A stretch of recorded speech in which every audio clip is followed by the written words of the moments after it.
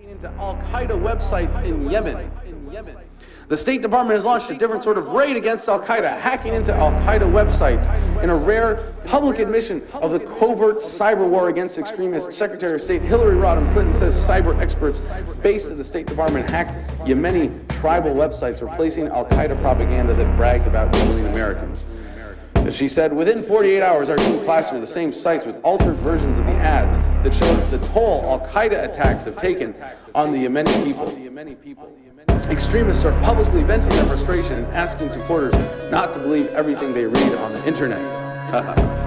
Right, because we don't believe in freedom of speech. Now, I'm not here to defend Al-Qaeda. I will defend freedom of speech in all its forms, however, and this is one of those cases where I actually value the voice of Al-Qaeda in the hive mind that is the interwebs. Yes, I value their input. I value their voice in the conversation, not their bombs, not their attacks, not their threats of violence, but their voice.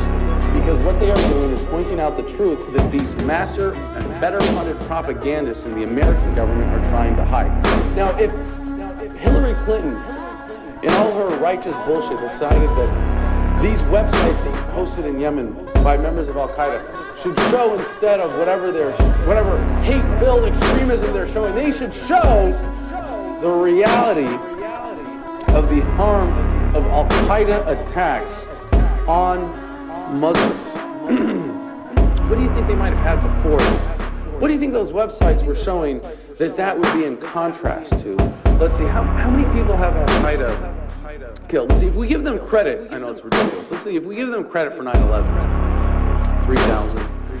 If we give them credit for all of the attacks they've claimed credit for over the past decade in the Middle East, a few more thousand?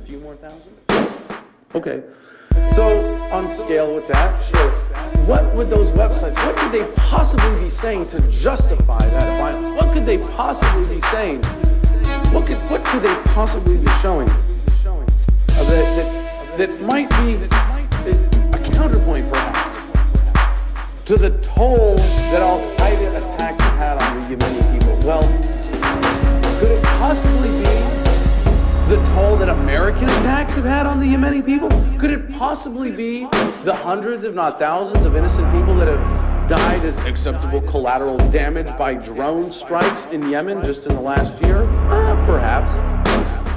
But that would be small potatoes. That would really be insignificant compared to what Al-Qaeda, or at least these so-called extremists, are really railing against. Maybe it's about the 500,000 to 1 million estimated civilian casualties in the wars in Iraq and Afghanistan over the past decade of fucking those countries up. No, you know what? Maybe, you know what? You can say that was in the context of war. Never mind how just it is. Even though those were people who were just defending their homelands, maybe these Al-Qaeda websites were instead looking at the aftermath of our original intervention. America's first intervention into Iraq specifically. And now someone is going to correct me and show me some historical example of a previous intervention. First Gulf War ends in sanctions against the Iraqi people. Secretary of State Madeleine Albright under President Clinton publicly comes out and says, yes, the 500,000, the 500,000 fucking Iraqi children that died as a result of our sanctions on Iraq were acceptable collateral damage. Maybe these Al-Qaeda websites in Yemen were showing that. Maybe they were showing the destructiveness of the policies that Secretary of State Hillary Clinton is advocating for on the Yemeni people. Maybe this is an affront to freedom of speech. Maybe Clinton, if she gave a fuck about listening to our enemies, if she gave a fuck about the truth, if she gave a fuck about doing the right thing as opposed to just what is going to promote her power, what is going to promote American interests, which is a euphemism for government interests, which is a euphemism for special interests, which in this case generally makes Secretary of State Hillary Clinton a servant of the military-industrial complex. She says the cyber attack was launched by an interagency group of specialists, including diplomats, special orders, and intelligence analysts housed at the State Department, called the Center for Strategic Counterterrorism Communications. Its experts patrol the internet and social media to counter Al-Qaeda's attempts to recruit new followers.